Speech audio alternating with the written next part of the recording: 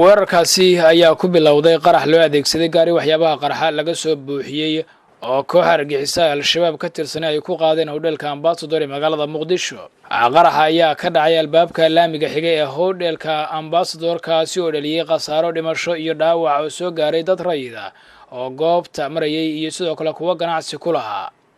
Gawaari wadada marayay iyo meherado ganacsi oo goobta ka dhawaa ayaa iyaguna waxa la soo sheegay inay halka ku gubteen.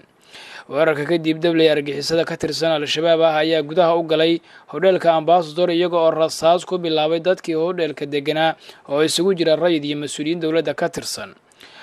sida ay ku warantay wakaalada wararka Soomaaliyeed ee dadka argagixisadu ay dileen waxa ku jira laba xildhibaan oo kala ahaa Cabdullaahi Jaamac Kabaweyne iyo xildhibaan Maxamed Guure. sidoo kale waxa dhaawac uu soo gaaray gudoomiyaha maxkamadda gobolka Banaadir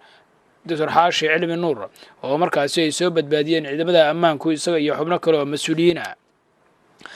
ciidamada ammaanka ayaa hodheelka ka soo badbaadiyay dad isugu jiray rayid iyo mas'uuliyiin oo ay ku go'doonsanaa halkaasi.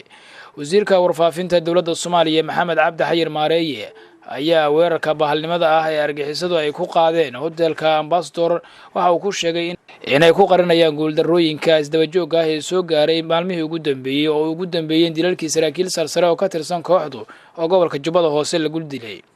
weerarka ayaa yimid iyadoo ciidamada dawladda Soomaaliya ay dileen 24 saac ee ugu dambeeyay in ka badan 20 ka tirsan kooxda argagixisada ee al-shabaab oo ay ku jiraan horjoogayaal sare oo ka mid yahay Maxamed Dulyadeen oo u qaabilsanaa weerarada kooxdu ay ku qaado dalka Kenya iyo sidoo kale horjoogihii dhinaca amniyaadka u qaabilsanaa oo lagu magacaabi jiray Daawud hase yeeshee iyagu ay u bixiyeen Shucayb. waxaana markaasi sidoo kale magaalada Kismaayo ay ciidamada ammaanku ku soo bandhigeen meydadka tiro ka tirsan kooxda argagixisada ah oo howlgal ay sameeyeen ciidamada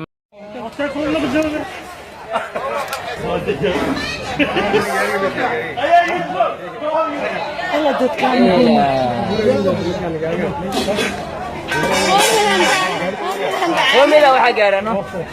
dadku waa ka ordeeno war guriga soo jeed bismillaah mar isku daba dhacayno baabuurtan